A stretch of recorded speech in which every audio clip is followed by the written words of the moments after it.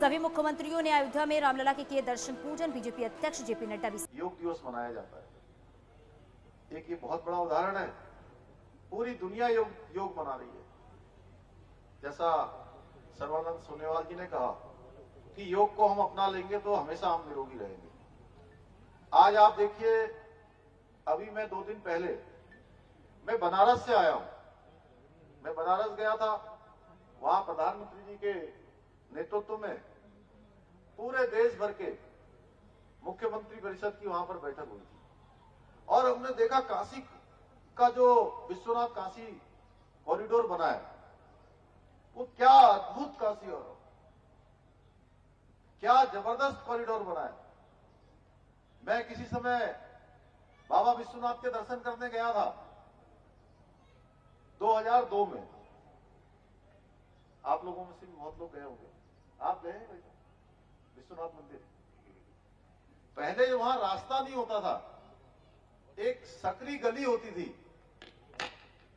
और आज पूरा विश्वनाथ मंदिर के अंदर जाने का हो या मां गंगा के घाट की तरफ जाने का रास्ता हो, पूरा हाईवे जैसा बन गया है। अद्भुत कल्पना। अहिल्याबाई होलकर के बाद 350 वर्षों में कभी किसी ने नहीं सोचा कि काशी का ऐसा कॉरिडोर बनना चाहिए, भगवान विश्वनाथ का ऐसा मंदिर बनना चाहिए, ऐसी काशी बननी चाहिए, दिव्य काशी, भव्य काशी, एक नए स्वरूप में अलौकिक काशी वो बन गई। आप केदारपुरी को देखिए। 2013 में जब आपदा आ गई थी, आपदा के बाद माननीय मोदी जी उस समय गुजरात के मुख्यमंत्री थे और वो आए थे यहां। उन्होंने उसी समय प्रस्ताव किया था कि हम केदारपुरी का पुनर्निर्माण करवाना चाहते हैं, उसमें सहयोग करना चाहते हैं। और मैं सच बताऊं तो भगवान अपने भक्त को मौका अवश्य देते हैं अपनी सेवा का। और 2014 में जब वो देश के प्रधानमंत्री बन गए तो उन्होंने केदारपुरी का एक नया स्वरूप बनाने का स्वप्न मन में लिया और आज 400 करोड़ रुपए की योजना है, जहां पर प्रथम चरण का काम पूरा हो चुका है 225 करोड़ रुपए का। दूसरे चरण का काम 180 करोड़ का चालू है। अभी अप्रैल माह से तीसरे चरण का काम पूरा होगा, शुरू होगा। यानी कि सब मिलाकर 400 करोड़ रुपए का केदारपुरी में अब निर्माण कार्य के लोकार्पण और शिलान्यास हो चुके हैं और लगातार माननीय प्रधानमंत्री जी उसको देख रहे हैं। बीच में जब कोरोना महामारी आई थी तो लगातार उस दौरान भी उन्होंने ड्रोन सर्वे के माध्यम से पल पल की खबरें वहां हर महीने लेते रहते हैं। अभी भी लेते हैं। कितना केदारपुरी का काम हो गया।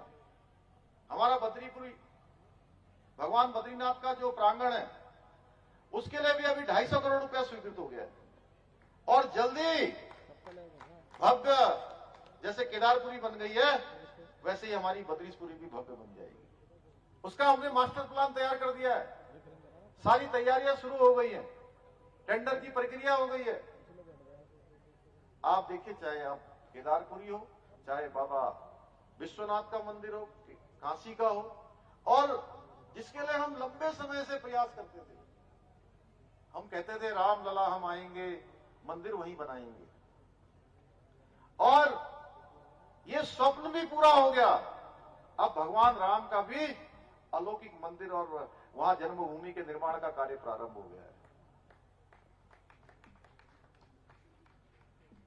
चारों तरफ इस प्रकार से काम चल रहा है। माननीय प्रधानमंत्री जी, जैसा अभी सर्वानंद सोनेवाल जी कह रहे थे, हम लोगों की, मैं प्रधानमंत्री जी को, चूंकि हर भारतवासी जिस प्रकार से भारत का मान सम्मान पूरी दुनिया के अंदर उन्होंने बढ़ाने का काम किया है, हर भारतवासी उनके प्रति अगाध श्रद्धा रखते हैं। जो भी सनातन संस्कृति को मानने वाले हैं, जानने वाले हैं, उनका अगाध प्रेम है उनके प्रति। मैं एक कार्यकर्ता के रूप में था, वो हमारे देश के नेता थे, लेकिन मुख्य सेवक के रूप में मैंने जब उनकी कार्य पद्धति को नजदीक से देखा और उस दिन तो मैं अचंभित रह गया कि 5 बजे से हमारी बैठक शुरू हुई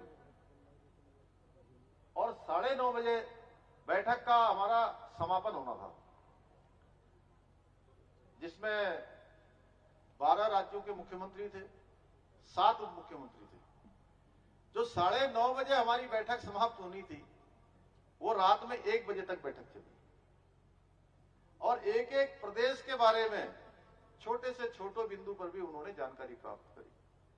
और 1 बजे जब बैठक समाप्त हुई तो हम सब बाहर आए, क्योंकि इस बार पहली बार एक मां गंगा की आरती क्रूज से ही देखने का कार्यक्रम था। वहीं से सबने गंगा आरती में भाग लिया और जब हम आने लगे तो वो जो हमारी बैठक थी थोड़ा गंगा जी के बीच में जाकर हो रही थी, उसको लाने में 10-15 मिनट का समय लग गया किनारे आने में। तो हमें लगा कि अब प्रधानमंत्री जी आराम करने चले जाएंगे, क्योंकि रात का 1:15 हो गए। तो उन्होंने कहा मेरा अभी एक कार्यक्रम बचे हुए। अपना जैकेट मंगवाया उन्होंने, जैकेट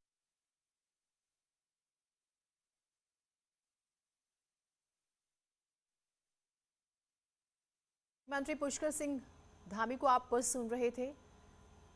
बेहद ही महत्वपूर्ण ये कार्यक्रम, आयुष संवाद कार्यक्रम, जिसमें वो संबोधित कर रहे थे लोगों को और उन्होंने जिक्र किया प्रधानमंत्री का भी, उनके कार्यों का भी, काशी के कायाकल्प का भी। उन्होंने बताया कि बद्रीपुरी यानी कि बद्रीनाथ को लेकर क्या प्रोजेक्ट है, क्या प्लान्स हैं और केदारपुरी किस तरह से आगे बढ़ रहा है। उन्होंने रात में 3 बजे तक वो प्रोजेक्ट देखते रहे। कितने घंटे काम करते हैं? सर्वानंद सोनेवाल जी कह रहे थे कि अभी 20 घंटे, मुझे तो लगता है कभी कभी वो 24 घंटे काम करते हैं। ये कोई अतिशयोक्ति नहीं कि कब सोते हैं ये भी समझ में नहीं आता। उसके बाद 3 बजे तक जा रहे हैं और 9 बजे फिर से तैयार होके आ गए दोबारी बैठक में हमारी।